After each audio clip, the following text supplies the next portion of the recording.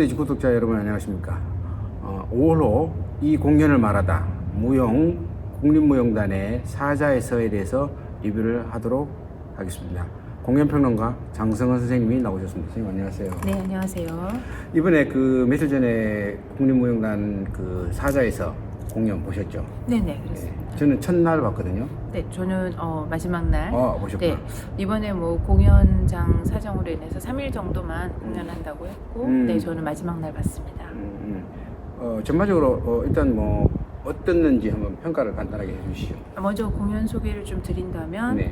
국립무용단의 사자에서 김종덕 예술감독님이 이제 부임하시면서 처음으로 자신의 그 예술감독만이 아닌 안무자로서 작품을 만들었습니다. 그리고 이 작품은 티벳 그 경전에서 모티브를 잡아서 49일간의 여정 그리고 죽음과 삶의 그 사이를 의미하는 차이라는 그 대만 시각 작가의 바르도라는 작품에서 영감을 받아서 네. 만들었다라고 얘기를 하더라고요. 네. 그리고 그 작품을 통해서 3장으로 나눠져 있는데 1장은 의식의 바다, 네. 그리고 이제 2장은 상념의 바다, 그리고 3장은 고요의 바다를 이야기했습니다. 그 방금 얘기했던 그 티벳 경전 그 사자의 서를 통해서 사후 세계로 안내하는 지침서인데 어떻게 사람이 죽음으로서 가는지, 그리고 또 죽음이라는 것을 통해서 어떻게 살아야 되는지에 대한 메시지를 안무가는 저희들에게 그러니까 주고 싶었다라는 이야기가 있더라고요. 네. 네. 저는 이번에 그 보도자료를 먼저 접하면서 사자에서를 가지고 국립무용단에서 작품을 한다, 예술감독이 안무를 해서 한다 할 때 상당히 의외다, 아니다, 아니면 놀랐다, 이런 생각을 가진데, 왜냐하면 이 주제 그 내용 자체가 좀 무거운 내용 아니겠습니까? 그죠? 사자에서라는 거는 소위 말해서 티벳 경전에 있는 사자에서를 가지고 작품화한다는 건데 결국 죽음의 이야기거든요. 그렇죠. 게다가 우리가 죽어서 보통 불가에서 많이 이야기를 하는데 물론 우리 사가에서도 이야기를 하겠지만 죽어서 바로 그 저 세상으로 가는 게 아니지 않습니까? 그쵸, 중간에 대기하는 그 기간이 있는데 그렇죠. 그게 49일입니다. 그래서 우리가 보통 그 죽고 나는 사람들한테 기원을 49제라는 의미로 기도를 하는 그 기간이 있는데 그 49제의 기간이 바로 사자에서 그 기간이잖아요. 그죠? 그렇죠. 지침을 그러다 주는 보면은 거죠. 결국 망자, 죽은 자가 49일 동안 겪는, 느끼는 이런 내용을 가지고 춤을 만들었는데 굉장히 어려운 소재가 아니겠네, 그죠? 어떻게 보면은 먼저 우리 예술감독 김종덕 선생님을, 그러니까 김종덕 예술감독을 이제 돌이켜 본다면은 네. 원래 국문학을 전공을 했고, 그리고 국문학 전공하셨구나. 국문학 전공을 네. 했기 때문에 어떤 인문학적인 그 베이스가 좀 강하다라고 볼 수 있고, 기존의 그 무용가이지만 네. 또 글을 많이 썼습니다. 그리고 그렇군요. 그 전에 작품들 중에서도 죽음을 좀 다루는 작품들이 좀 있었던 걸로 알고 있어요. 그럼 늘 머릿속에 또 그게 있었군요. 그렇겠죠. 그랬을 때 아무래도 이런 작품들이 그러니까 새롭게 나온 것보다는 연장이었고, 또 다른 시도를 국립무용단에서 보여주고 싶지 않았을까 하는 생각이 좀 들기는 합니다. 그래서 이제 첫 작품부터 그가 생각하는 죽음, 그리고 그 죽음을 표현을 했을 때 그 무용수들 각각에 대한, 그리고 아무것도 없는 무대가 사실은 지금 하얀 벽에 그냥 딱 그렇더라고요. 단순하죠. 네, 그리고 단순하게 딱. 한 3m 정도 되는 벽으로만 네. 하얗게 공간을 따로 네. 딱 하나 만들었어요. 거기가 아마 네. 그 49일 동안 머무르는 죽음에서 망자가 머무르는 공간이 아니겠나, 저는 그런 생각도 했거든요. 네, 맞아요. 네. 그럴 수도 있고, 그 다음에 이제 가운데 문이 열렸다, 네. 닫혔다 하면서 네. 그런 입체감을 주면서 들어오는 사람과 또 나가는 사람들, 그리고 그 공간을 통해서 또 어떻게 보면 그 문이 강의 역할도 하지 않았을까라는 생각을 좀 그렇죠. 들어요. 나중에 네. 보니까 그 바닥에 영상으로 조명처럼 이 바닥에 그림을 놨는데 이때 강처럼 막 물이 흘러가는 느낌도 들기도 한 부분도 있긴 있더라고요. 네, 맞습니다. 그래서 이제 제 1장을 보면은 의식의 바다에서는 그 무용수들이 이제 나와서, 그리고 그 위패를 들고, 저희는 이제 처음에 그게 약간 이렇게 칼이나 아니면 뭔가 이렇게 흔드는 거, 그게 위패라고 하더라고요. 그래서 아, 위패의 그렇구나. 마지막 부분에 약간 작은 그 빗을 가지고 그거를 이제 가지고 구조를 만들어냈었잖아요. 저는 그 장면이 굉장히 그래서 인상적이었다고 저는 생각하고 시작 부분에서 네네. 그 지금 평론가 선생님께서 위패라고 말씀하셨는데 저는 위패보다는 그 막대기 같은 끝에 반딧불처럼 반짝반짝거리는 그 빛이 보이더라고요. 그게 네네네. 사람의 영혼이 아니겠나. 그럴 수도 저는 있죠. 왜냐면 그걸 들고 추는 사람들은 사실은 살갗이 이런 게 다 검빛을 잘 안 보이게끔 하고 흰 옷을 입었기 때문에 흰 옷은 일종의 그 영혼의 상징 아니겠습니까? 그렇죠, 그 영혼의 그렇죠. 끝이 빛이 나면서 이거는 그 망자의 영혼을 보여주는 그 그렇죠. 영혼들이 모여서 춤을 추는 장면이구나 이런 생각했는데 제 생각이 맞긴 맞군요. 그렇죠. 거기에서 이제 네. 그 부분을 통해서 그리고 또 칠체장단을 남자들이 나와서 옆에서 그걸 치죠. 땅을 치면서 어떻게 보면은 땅으로 우리가 내려간다라는 생각도 할 수 있는 것도 되잖아요. 또 반대로 그 위에 저는 처음에 그게 사람인 줄 알았는데 사람이 아닌 것 같긴 한데 이렇게 매달려 있는 네, 영혼들이 있었습니다. 처음에 극장에 딱 들어가 객석에 앉으면은 무대는 열려 있습니다. 오픈된 맞아요, 무대죠. 맞아요. 거기에 그 300억 같은가 300 같은 어떤 사람들이 7사람인가 이렇게 그렇죠. 매달려 있습니다. 네, 맞습니다. 그래서 네. 저게 뭔가 저게 아마 망자들의 그 영혼들의 영혼들의 모습이 느낌이죠. 매달려 있는 게 네, 아닌가. 네, 저도 네. 그런 생각을 했거든요. 맞아요. 제 생각도 맞고. 그게 나중에 그게 올라가고 이제 그렇죠. 근데 없어지더라고요. 조금 아쉬웠던 거는 네. 그 부분이 뭔가 좀 더 메시지를 주거나 이런 부분들이 있었으면 좋겠는데 그 부분은 그냥 사라져버리고 그냥 밑에서 보여지는 무용수들의 무용만 보여지는 그래서 그렇군요. 저게 뭐였지 하는 좀 아쉬움은 좀 거기에서 그렇죠. 나올 수도 네네. 있었던 것 같아요. 네네. 그리고 나서 이제 가락과 장단을 하면서 어떻게 보면은 죽음을 향해서 가는 그런 망자의 모습을 보여주게 되었죠. 저도 네. 그 일장에서 또 인상 깊었던 장면은 오케스트라 피터에서 무용수들이 쫙 타고 올라와서 그렇죠. 무대 중앙으로 쫙 걸어 네네. 들어가면서 열을 맞추고 자리를 잡아서 이 손바닥으로 바닥을 막 치는 그런 장난을 네네네. 만들더라고요. 맞아요. 그 느낌도 굉장히 좋았거든요. 네, 맞습니다. 그것도 이제 저희가 요즘 이제 유행했던 저희 그 파묘 같은 경우도 보면은 네, 무덤을 만들고 거기를 쳐주잖아요. 이게 다 땅을 다지는 다지듯이 의미도 있고, 그런 그런 느낌도 의미구나. 좀 들을 수 있는 부분이었고, 그렇군요. 네네네. 맞네요. 네네. 근데 그게 저희에게는 죽음을 또 어떤 다짐을 그리고 또 거기에 나오는 장단들을 통해서 형상화했다. 형상화시켜주고 싶었던 것 같습니다. 그리고 네, 거기서 이제 나오는 어떻게 보면 곡소리까지는 나오진 않더라도 네, 사람이 그 장단으로서 나의 슬픔을 표현을 해줄 수 있지 않았을까 싶고요.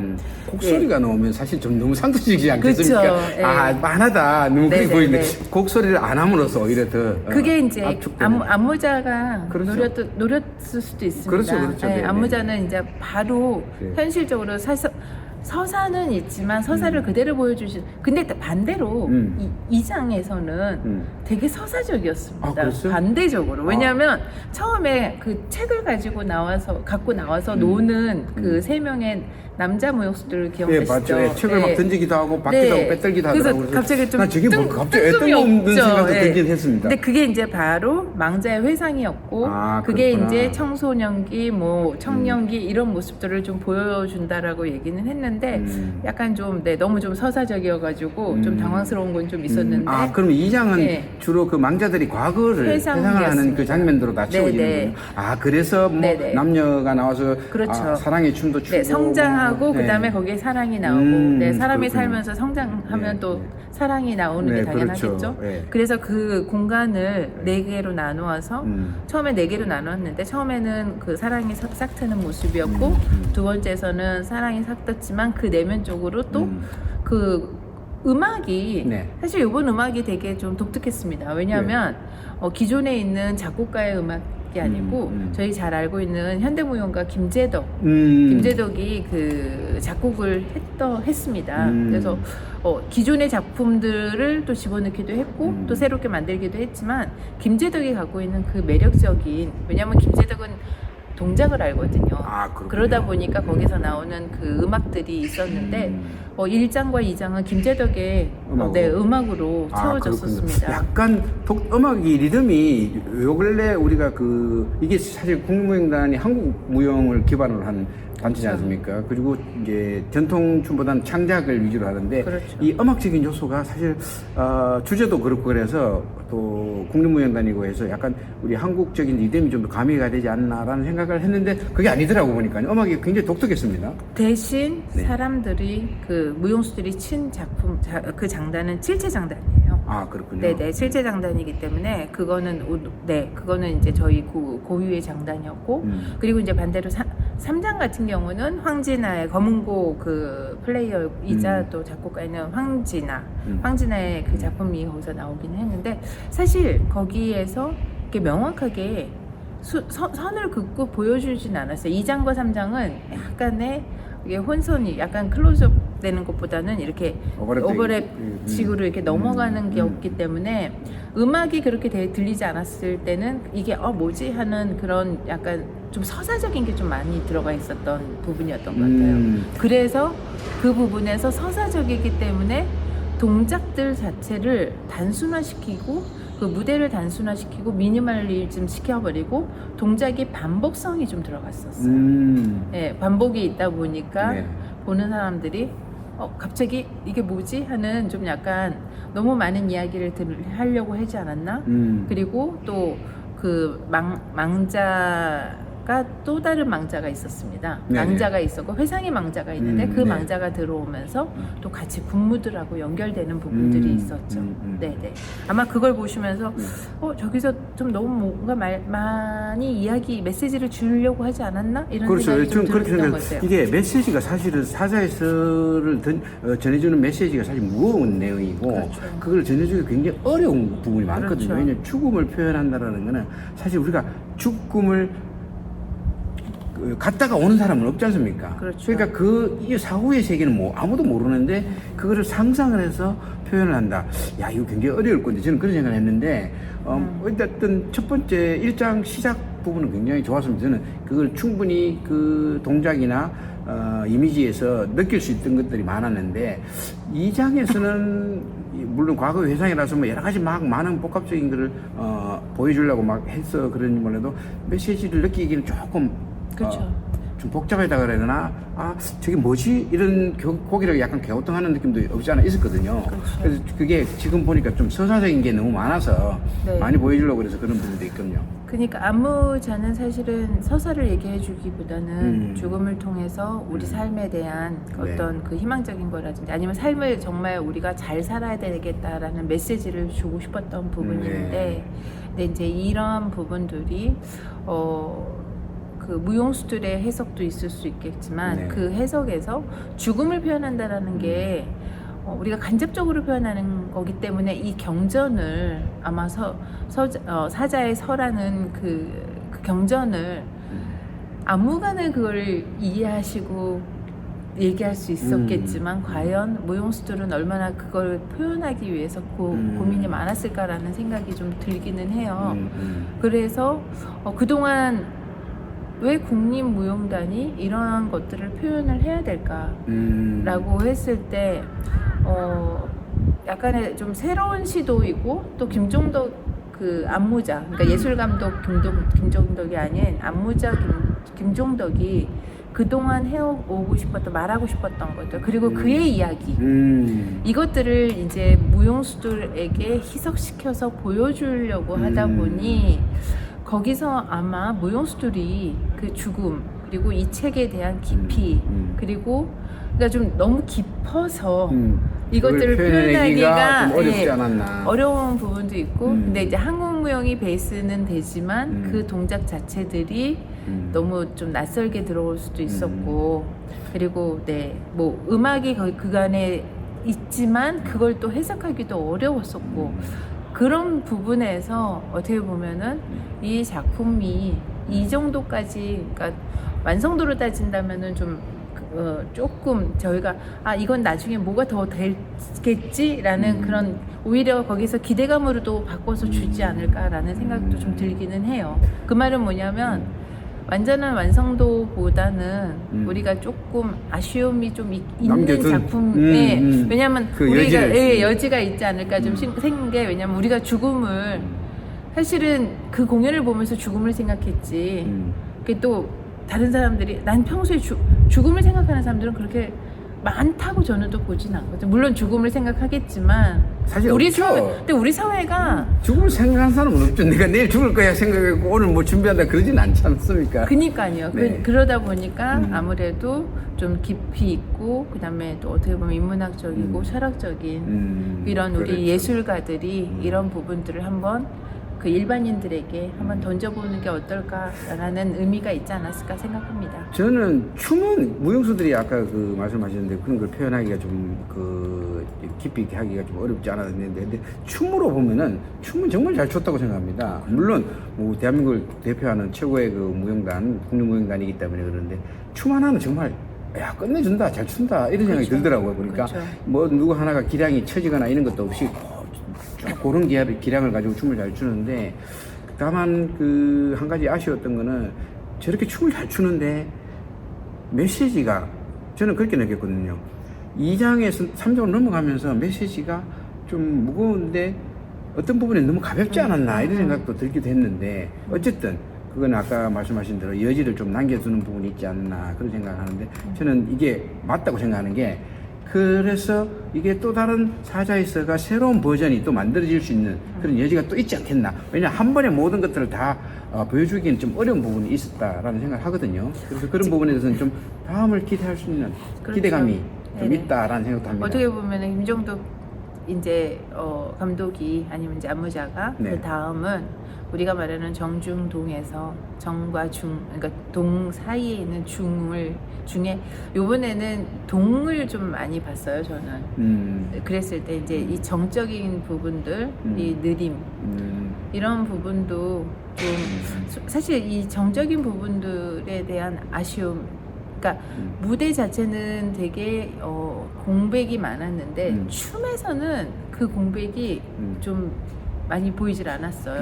그래서 한국적인 요소 다 이제 얘기했을 때 우리가 역시 우리 지금 무용수들이든 사람들이든 이 참 에너지가 빨리 동작들이 빨리 돌고 있구나라는 그렇죠. 생각이 들어요. 네네. 근데 어떻게 보면 죽음은 또 막 달려가는 게 아니고 죽음은 또 우리들에게 휴식과 또 어떻게 보면 또 네. 다음 생을 위한 휴식이라고 볼 수도 있겠죠. 그렇죠. 네. 왜냐하면 불교에서는 윤회가 저희가 또 되니까. 윤회가 되는 네. 부분들이니까 그 휴식을 향해서 가는 그런 부분이라고 또 볼 수도 있겠죠. 저도 사실 사자의서를 보고 봤으면은 더 많은 저도 얘기를 들을 수 있겠지만 사자의서라는 거를 이렇게 다가가서 보기에는 우리가 네, 뭐 깊이가 좀 더 있어야 철학을 되겠죠. 공부한다든지 종교에 관련돼서 심취하거나 뭐 이러면 사자에서를 찾아서 한번 읽어는 보겠지만 그렇죠. 대부분의 사람들은 사자에서 왜냐하면 사실 죽음이라는 단어조차도 사실 잘 안 떠올리려고 그러잖아요. 그렇죠. 그런데 사자에서까지 찾아서 본다라는 거는 그리 흔한 일은 아닌데 어쨌든 이분의 국립무용단의 작품원에서 한 번쯤은 사자에서가 어떤 내용이라는 걸 이제 그렇죠. 접하게 됐는데 저는 처음에 이 안무 작품을 한다고 했을 때 어떤 상상을 했냐면 굉장히 무거운 주제이기 때문에 굉장히 무거우면서도 거기에 굉장히 깊이 있게 처음부터 작품 끝까지 그런 그 색깔로 치면은 아주 그 짙은 검정색으로 쭉 끌고 나갈 거라고 생각했는데 중간에 해상하는 부분에서 그쵸. 좀 밝음이 있어갖고 네. 의외다 좀 찬다 저거 안 어울리는데 이런 생각도 하긴 했거든요. 만약에 제가 안무자 같으면 차라리 그분을 빼고 처음부터 죽음의 그 아주 침울하고 무겁고 어두운 분을 쭉 끌고 갔으리라고 저는 생각을 합니다만 그건 이제 안무자의 의도가 아니겠죠. 그렇겠죠. 네네. 그거는 안무자의 의도가 아니었을 네, 거고 그 안무자는 네. 그 죽음을 보지만 또 우리 삶을 보기 그치. 때문에 죽음 너머에 또 다른 삶을 그렇죠. 본다라는 거잖아요. 아니죠. 그죠? 죽음을 통해서 통해서. 우리의 그렇죠, 삶을 그렇죠. 본다라는 거죠. 네네네. 그게 그가 주고 싶었던 메시지였고 그런 측면으로 보면은 굉장히 잘 만든 작품이라고 볼 수 있겠죠. 그렇죠. 네, 그걸 네. 전해줬기 때문에 네. 그 공연을 본 사람들이 그 부분을 통해서 내 삶이 정말 중요하구나라고 생각하고 그렇죠. 간다면은 네 사실은 지금같이 사고도 많이 안 하고 네, 그런 부분에서 네. 어떻게 보면 자기의 삶을 한 번 정도 볼 수 있는 그런 좋은 작품이었다라고 볼 수도 있습니다. 그리고 김종독이라는 그 안무자가 그 창작자가 지금까지 그 작가가 지금까지 이제 계속 추구했던 부분들이 네.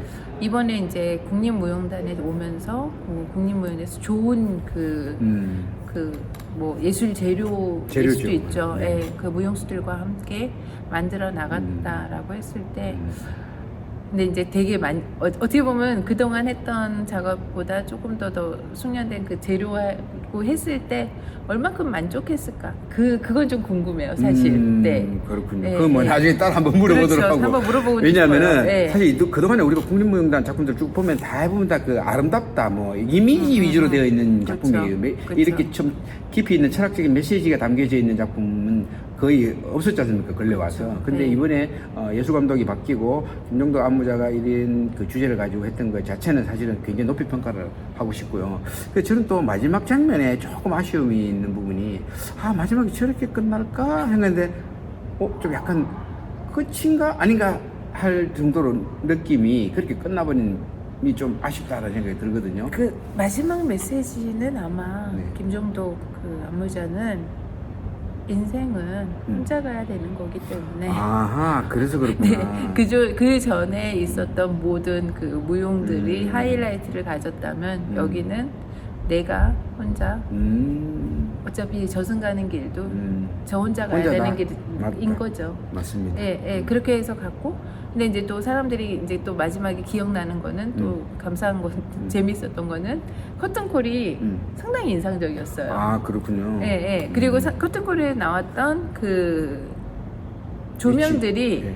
다 자기만 가르치잖아요. 이거를 전체를 아우르는 게 아니고 나만의 조명들을 받고 거기에서 다 인사를 했을 때 그것도 이제 마찬가지인 거죠. 한 명의 개개인이다. 개개인의 여러 명이지만 우리가 사실 죽는 거는 다 개개인이잖아요. 그렇죠. 한꺼번에 같은 날 동시에 죽는다 치더라도 그 죽음 자체는 개개인이거든요. 그렇죠.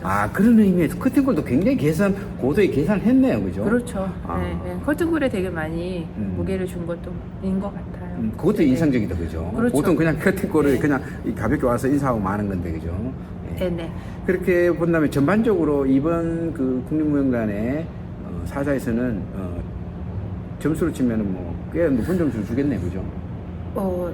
점수를 주는 거는 사실 공연에서는 점수를 주는 거는 힘들고요. 그렇죠. 이게 왜냐면 저도 지금 그냥 물어봤습니다. 네, 제가 지금 요번에 이제 그 아트마켓에 심사위원으로 갔다 왔습니다. 네, 근데 네. 사실은 글을 쓸 때 점수를 준다는 게 힘들어요. 힘들죠. 힘들지만 이런 작품들이 이제 얼마나 대중성이 있고 그다음에 얼마나 예술적이고 그다음에 그 안에 그 보편성이 있을까라고 했을 때 네. 사실은 국립무용단이라고 했을 때는 다 의아할 수밖에 없는 부분인 거예요. 왜냐하면 국립무용단은 보편적인 사람들이 와서 보는 거지만 네. 또 그동안 또 훈련되어 있는 무용 매니아들이 봤다면 또 이걸 보고 각자의 이야기들을 또 만들어 나갈 수 있을 거라고 저는 생각을 하고요. 그 다음에 이제 예술적으로 봤을 때는 김종덕이라는 그 예술가, 안무가가 내가 여태까지 해왔던 작품들을 어떻게 발전시킬 수 있는 그리고 나의만의 색깔을 보여줄 수 있는 그런 좋은 기회였다라는 것은 아마 이 작품을 통해서 저희한테 보여주고 싶었었던 거일 거예요 아마. 네네. 알겠습니다. 참 어려운 게 또 무용이지만 그래도 그렇죠. 그 안에서 의미를 찾고 또 나와 그 작품이 맞았는지에 대한 공감성이라든지 이런 걸 보시면 무용은 느끼는 대로 보라고 얘기는 하는데 사실 그렇게 보긴 좀 어렵고 그래도 뭐 어떤 내용이었구나라는 거를 나중에 아마 도대체 사자의 서가 뭐지? 하고 지금 이 책을 찾으러 가신다면은 이 작품은 또 성공할 수도 있을 거죠. 네네. 네, 마무리 말씀 감사드립니다. 네. 자, 이렇게 해서 최근에 국립무용단에서 무대에 올렸던 작품 사자에서에 대해서 리뷰를 장성은 선생님께서 해주셨습니다. 이번 리뷰를 마치도록 하겠습니다. 감사합니다. 네, 감사합니다.